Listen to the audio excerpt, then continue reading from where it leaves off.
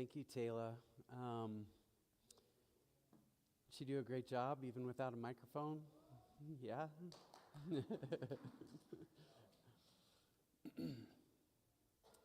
Well, I just wanted to first of all just say, hey, happy 4th of July week as we begin.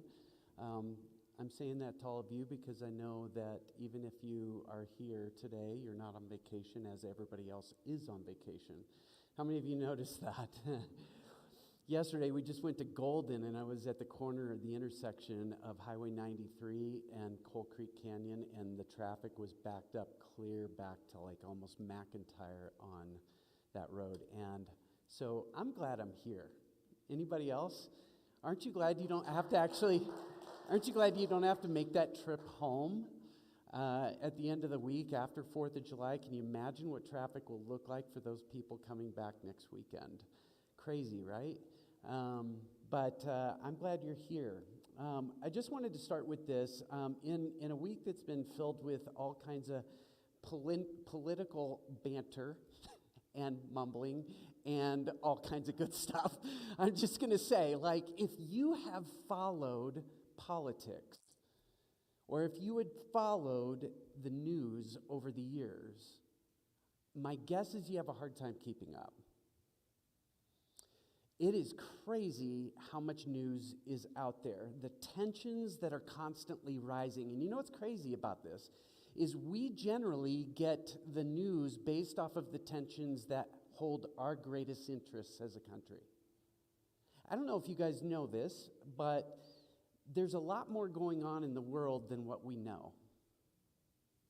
A lot more going on in the world than what we know and what the news is telling you. There's so much happening. In fact, I think for some of us, and my son just brought this up, he's 19, and just a couple weeks ago, they just streamlined the idea that if the draft was to ever come back, you don't even have to register. You're already registered when you're born in this country. And I tried to tell him, don't be worried about that. It's not that big of a concern.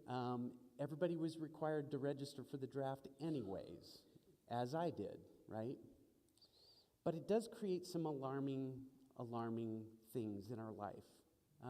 For our young people, young men in our country right now, and young women too.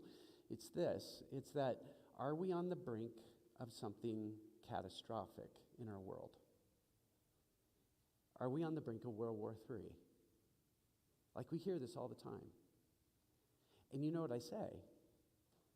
I don't know, but I know that God is still faithful, regardless of what the news says.